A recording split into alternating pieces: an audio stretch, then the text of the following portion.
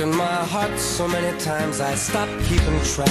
Talk myself in. Legs and sides are easy to find in any grocery store. I would recommend very carefully slicing it open and pulling the bones out. You can almost peel back the skin and flesh like peeling back a banana. Right. Removing the bone. A little bit of brining is often helpful. Okay. With just a 2 parts salt to 1 part sugar and some water. And even if it's just for a matter of an hour or so, it really keeps the juiciness in. And you can stuff it really with anything.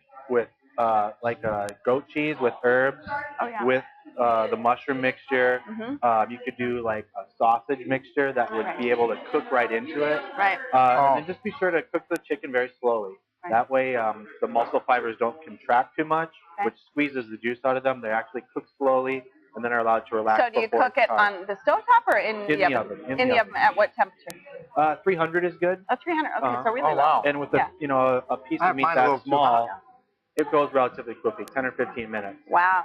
The traditional ballotine is made with the whole bird, which is entirely boned out and then stuffed and rolled up and roasted. So that takes a little bit longer cooking. Those of you that are watching this and are not here are really missing it. I keep trying to tell you, you need to show up to these events because we get the greatest treats, man, and we are surrounded with very cool restaurants.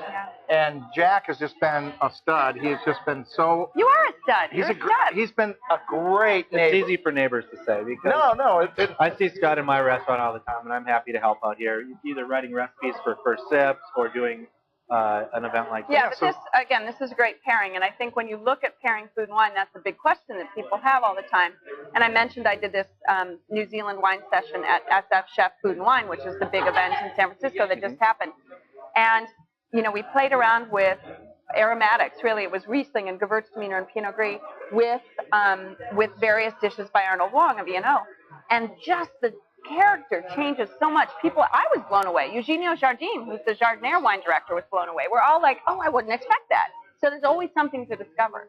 Often it's a very personal thing. It depends on what you like to eat with what you like to drink. Right. And I love Pinot Noir and I love food, and there's a lot of area for matching there.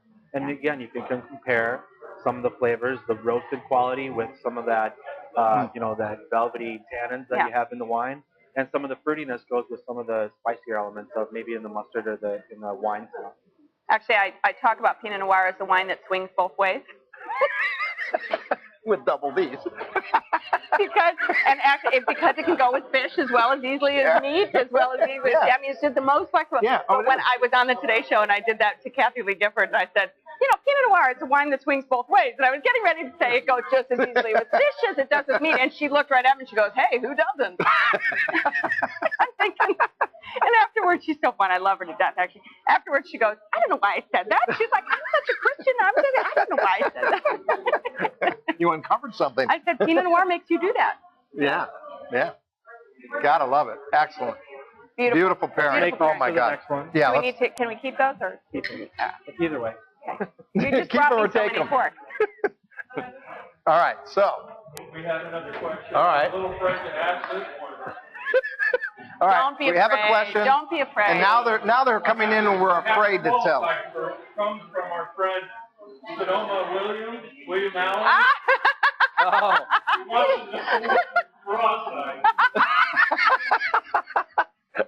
I was with William, who is a blogger, a well-known blogger. He's been there before. And he's based here in Sonoma County. And he's a wine club member. We do this thing called SOM. It's very official. And it's basically a number of us in the industry, in the wine business, who are friends, dear friends, and winemakers, to PR people, to writers, to whomever, just a group of friends. And we make it sound very official so that everybody can take a Monday off, but actually it stands for Screw Off Monday.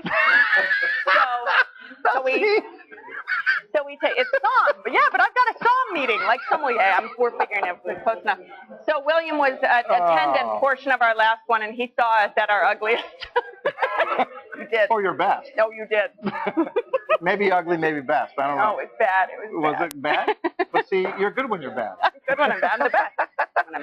Okay, now I forgot that I was going to introduce, because I have this crazy person next to me.